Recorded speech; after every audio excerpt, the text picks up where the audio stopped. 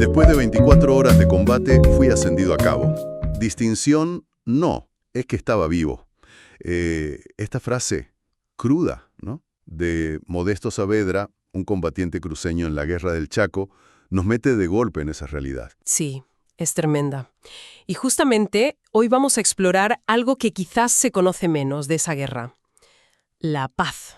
O sea, cómo se construyó y el papel fundamental que jugaron Santa Cruz y varias figuras cruceñas. Exacto. Nos basamos en varias fuentes, sobre todo extractos de cruceños, héroes de guerra y artesanos de la paz, para meternos de lleno en esa etapa final, febrero a junio del 35, cuando la guerra ya estaba en suelo cruceño. Y no solo eso, sino también las maniobras, digamos, diplomáticas, estratégicas, bastante complejas, que llevaron finalmente al Tratado de Paz de 1938. Queremos entender eso, ¿no? Cómo se vivió la guerra allí, en Santa Cruz, cuando ya la tenían encima, y esas tensiones internas que había. Sospechas de separatismo, espionaje. Claro. Y cómo figuras como Germán Busch, Dionisio Foglianini, Enrique Finot, bueno, cómo ellos se vuelven artesanos de esa paz. Entonces, ubiquémonos. Año 1935. La guerra se mueve hacia el este de Bolivia. Exacto. Ya se combate en Boyuibe, en el río Parapetí, en Charagua.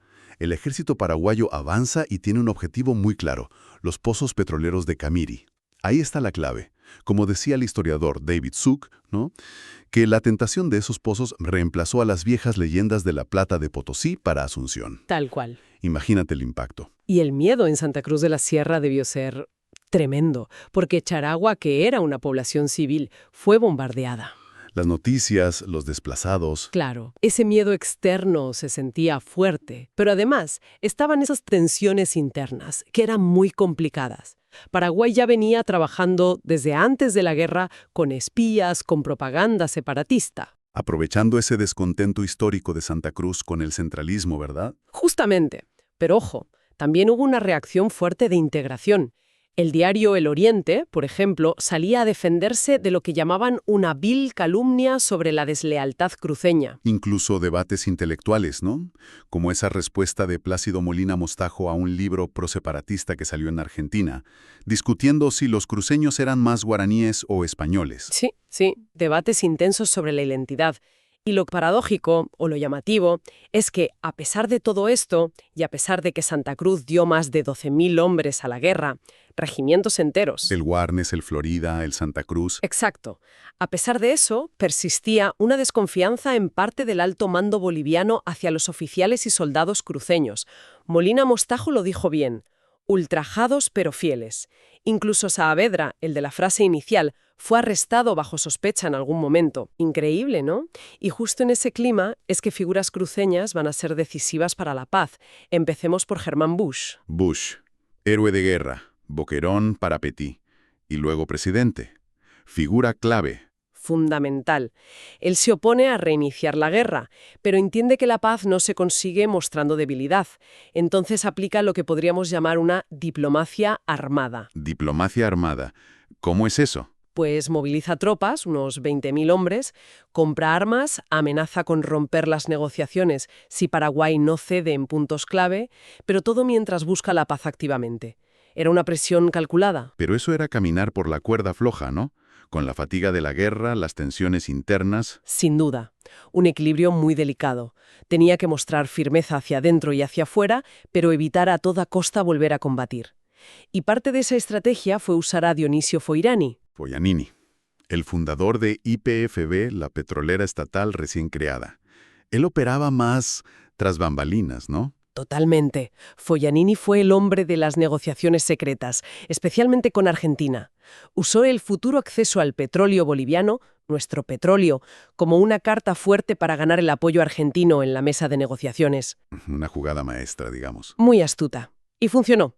Consiguió ese respaldo argentino clave para que Paraguay finalmente aceptara retroceder de la zona petrolera al oeste del meridiano 62. Y, importantísimo, recuperó para Bolivia el acceso soberano al río Paraguay. El famoso Triángulo Foglianini, hoy Puerto Busch. Exacto.